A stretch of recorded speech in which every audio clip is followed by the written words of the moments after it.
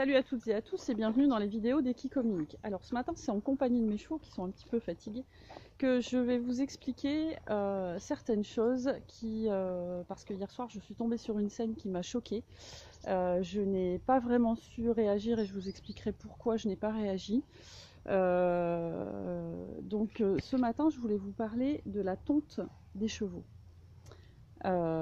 Et puis de l'utilité de garder certains poils, même si esthétiquement parlant c'est pas génial, mais certains poils sont quand même très utiles pour les chevaux et je voulais vous en parler ce matin parce que quand je vois des scènes comme j'ai vu hier soir, je suis non seulement outrée par les actes des humains et je suis outrée de l'utilité, enfin de la non-utilité de tondre certains endroits des chevaux.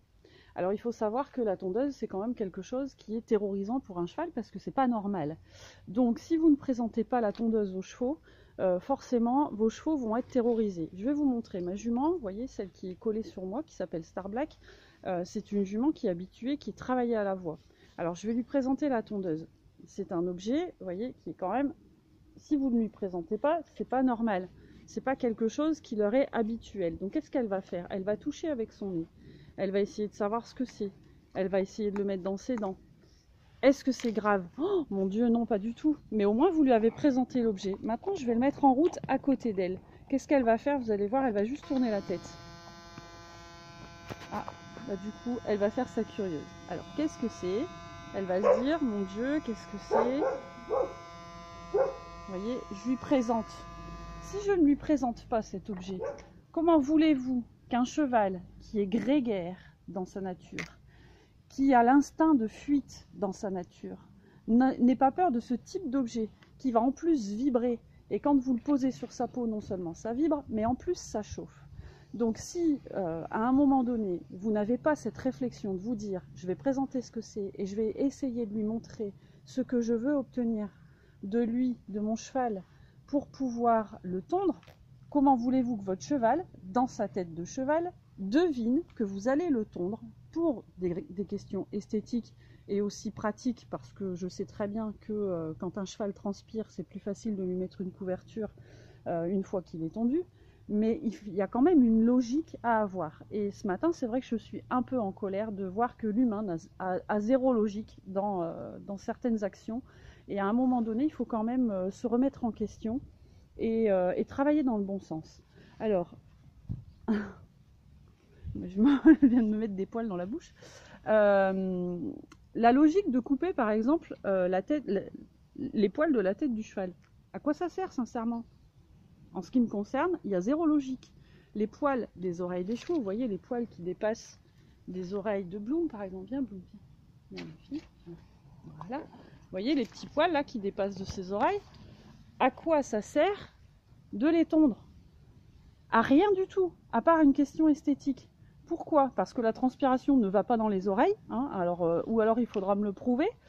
Deuxièmement, je vais vous expliquer à quoi servent les poils des oreilles. Alors l'été, si vous tondez les poils des oreilles de vos chevaux, non seulement ils ne serviront pas de barrière pour les insectes, donc ce qui va agacer vos chevaux, et en plus de ça, les poussières qui sont inhérentes, qui volent autour de vos chevaux, parce qu'on a des chevaux qui sont dans la paille, qui sont dans le foin, qui sont également dans la poussière de la terre, toutes ces poussières vont rentrer à l'intérieur des oreilles. Donc que ce soit été comme hiver, le fait de couper les poils des oreilles vont empêcher les oreilles d'avoir une barrière naturelle pour pouvoir défendre l'intérieur de l'oreille. Et du coup, vous allez non seulement empêcher votre cheval d'avoir cette barrière, mais en plus, vous allez engager le fait de pouvoir y mettre des cochonneries et développer des maladies à l'intérieur des oreilles. Et ça finira par se développer au niveau des glandes parotides qui se situent ici. Vous voyez? Donc, à un moment donné, je pense qu'il faut réfléchir. Il faut réfléchir dans le bon sens. Parce que ça, c'est pas du tout du bon sens que de tondre la tête d'un cheval. Parce que comme vous voyez sur la tête d'un cheval, alors là sur Star Black, ça va être compliqué. Parce que on est à contre-jour ce matin. Mais Star Black, viens un peu. Viens Lénette, tu me regardes? Voilà, regarde-moi. Voilà. Donc voilà, très bien ma fille. Et du coup, sur les yeux, vous avez des petits poils qui s'appellent aussi des vibrisses sur les yeux. Vous en avez sur le menton. Tous ces poils servent au cheval. Ils servent à se repérer, que ce soit dans un box ou que ce soit à l'extérieur, parce que ces petits poils vibrent et créent ces vibrations, indiquent au cheval il peut y avoir une branche, indiquent au cheval qu'il peut y avoir un mur, parce que dans le box il y a des murs, qu'il peut y avoir une mangeoire, qu'il peut y avoir un bac à eau. Donc arrêtez de faire n'importe quoi.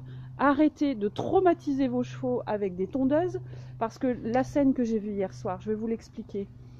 Il y avait un cheval, un gentil petit cheval, qui était en train de se faire tondre les oreilles, et il était traumatisé par le fait de se faire tondre les oreilles. Et en face, donc il y avait à côté de ce cheval la personne qui tondait l'oreille du cheval, qui était en train de se marrer, parce qu'on était dans la maîtrise du cheval. C'est génial de maîtriser un cheval. Et en plus de ça, j'avais une nana juste en face du cheval avec un stick qui, à chaque fois que le cheval émettait un mouvement de tête parce qu'il voulait se cabrer, eh ben on lui collait un coup de stick sur le nez.